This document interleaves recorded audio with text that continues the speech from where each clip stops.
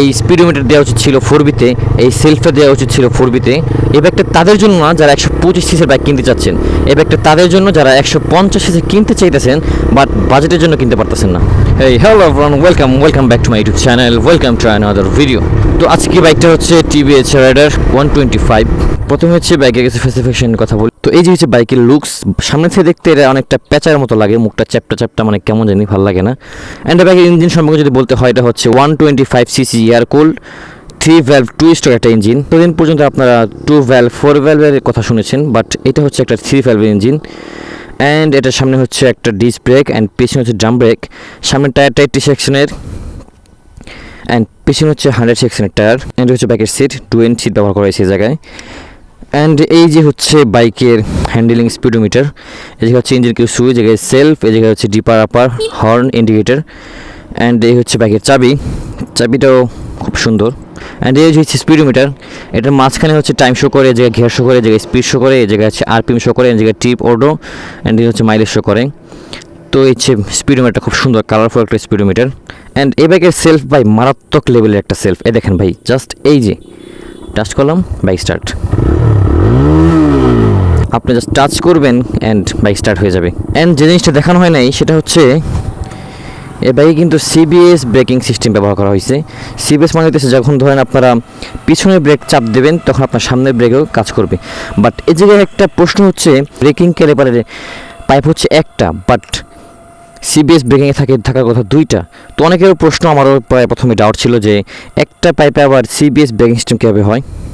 তো মূলত কথা হচ্ছে এই জায়গায় যখন আপনি পিছনের ব্রেকটা ধরবেন, এই হচ্ছে পিছনের ব্রেকের পাশাপাশি যে একটা পাইপ গেছে। তো পিছনের ব্রেক ধরার সময় এই জায়গায় পাইপটা চাপ দেয়, সরাসরি সামনের ক্যালিপারে প্রেশার ক্রিয়েট করে। অ্যান্ড এই জায়গা থেকে হচ্ছে ডাইরেক্ট সামনের ব্রেকে প্রেশার ক্রিয়েট করে। অ্যান্ড যে জন্য হচ্ছে এই জায়গায় এক্সট্রা করে আর কোনো পাইপ লাগানো লাগে না। অ্যান্ড এই বাইকের একটা মজার জিনিস দেখাই, বাইক নিউট্রাল করে নিলাম, বাইক স্টার্ট অ্যান্ড বুম, এই যে বাইকের চাবি লাগবে না। অ্যান্ড এতে আমার যে ফায়দাটা হবে সেটা হচ্ছে, যখন দেখবো রাস্তায় পুলিশ, চাবি থাকবে, চাবিটা খোলা পকেটে ভরে নেব। এখন পুলিশ সময় যত দরকার চাবি নিতে পারবেন। এই দেখেন চাবি, এটা পকেটে, গিয়ার অ্যান্ড রান, বুম। চলুন এখন বলা যাক যে এই বাইকটা কাদের জন্য।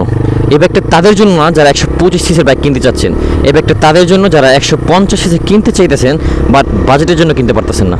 এই বাইকের সিটিং পজিশনের কথা যদি বলতে হয়, এটা একেবারে 125 সিসির কোনো সেগমেন্টের কোনো বাইকের মতো লাগে না। এই বাইক চালানোর সময় আপনি ঠিক 150 সিসির কম পাওয়ারের যে বাইকগুলো আছে ওইরকম একটা ফিল পাবেন, এবং এটা রাইডিং এক্সপিরিয়েন্সও 150 সেকশনের বাইক যেগুলো আছে ওগুলোর মতো। এটা থেকে আপনি ওইরকম 150-এর মতো ফিল পাবেন না। ড্যাশে হচ্ছে এটা চাকাগুলো খুবই চিকন, এমনিতে রাইড করার সময় আপনি পুরোপুরি একদম 150 সিসির বাইকেরই ফিল নেবেন। এনে বাইকের পাওয়ার স্পোর্টসের কথা যদি বলা হয়, এটা 150 সেকশনের লো পাওয়ারের যে বাইকগুলো আছে এফজেড ভার্সন 2 এরকম, তো ওইগুলোর সাথে টেক্কাদার মতো একটা বাইক, যদিও এটা 125 সিসির একটা ইঞ্জিন। এনে বাইকের এক্সেশনের কথা যদি বলা হয়, এটাও ভালোই টাচ করতে পারে, দ্রুত টান উঠে যায়। তো এই বাইকটা রাইড করার সময় আপনি একবারের জন্য এটা ফিল করবেন না যে বাইকটা একটা 125 সিসির বাইক।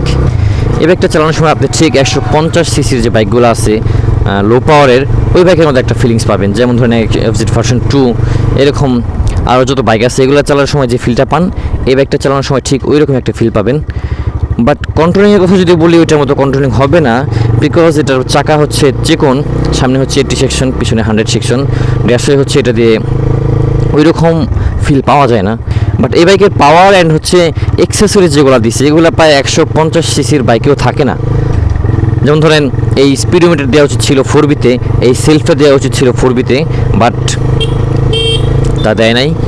যারা 125 সিসির বাইক কিনতে চাচ্ছেন তাদের জন্য একটা বেস্ট অপশন হবে এই টিভিএস রাইডার।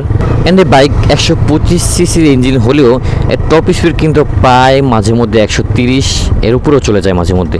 অ্যান্ড আপনারা অনলাইনে অনেক এরকম ভিডিও দেখছেন হয়তো বা, যে এই বাইকের সাথে জিক্সার FI মনোটন বলেন অ্যান্ড এফজেড ভার্সন 2 এগুলো অনেক সময় দেখা গেছে ড্র্যাগ রেসে পিছিয়ে পড়ে যায়। অ্যান্ড এই বাইকের সিট হাইটের কথা যদি বলতে হয়, এই বাইকের 5 ফুট 4 ইঞ্চির উপরে যে কোনো মানুষে ইজিলি রাইড করতে পারবে, আরামে রাইড করতে পারবে। অ্যান্ড এই বাইকের মাইলেজ আপনি 45 থেকে 50 কিলোমিটার পার লিটার পেয়ে যাবেন, অ্যাভারেজে পেয়ে যাবেন, খুব ভালোই মাইলেজ দেয়। অ্যান্ড ট্যাঙ্কটাও খুব বড়। অ্যান্ড এই বাইকের মধ্যে আমার সবথেকে যে বেশি ভালো লাগে জিনিসটা, সেটা হচ্ছে এই বাইকের এক্সজস্টের সাউন্ডটা খুবই সুন্দর, লাউড একটা এক্সজস্ট দেওয়া হয়েছে। এই যে দেখেন সাউন্ডটা শুনেন, মানে এই বাইকের আওয়াজে কেমন যেন একটা ক্লাসিকের মতো থপথপ একটা আওয়াজ পাওয়া যায়। দেখছেন বাইকের আওয়াজটা কেমন? তো এটা হচ্ছে বেসিক্যালি একটা বাইকের ফার্স্ট ইম্প্রেশন ভিডিও ছিল। ইনশাল্লাহ নেক্সট ডে বাইকের প্রপার রিভিউ ব্লগ দেওয়া হবে। তো আজকের ভিডিওটা এই পর্যন্তই। ভিডিওটা ভালো লাগলে অবশ্যই লাইক কমেন্ট শেয়ার করবেন এবং চ্যানেলকে সাবস্ক্রাইব করে পাশে থাকা বেল আইকনটি বাজিয়ে দিবেন, এবং যারা ফেসবুক পেজ থেকে দেখতেছেন অবশ্যই পেজটাকে ফলো করে পাশে থাকবেন। অ্যান্ড পরবর্তী ভিডিও আসা পর্যন্ত সবাই সুস্থ থাকবেন, ভালো থাকবেন। খোদা হাফিজ।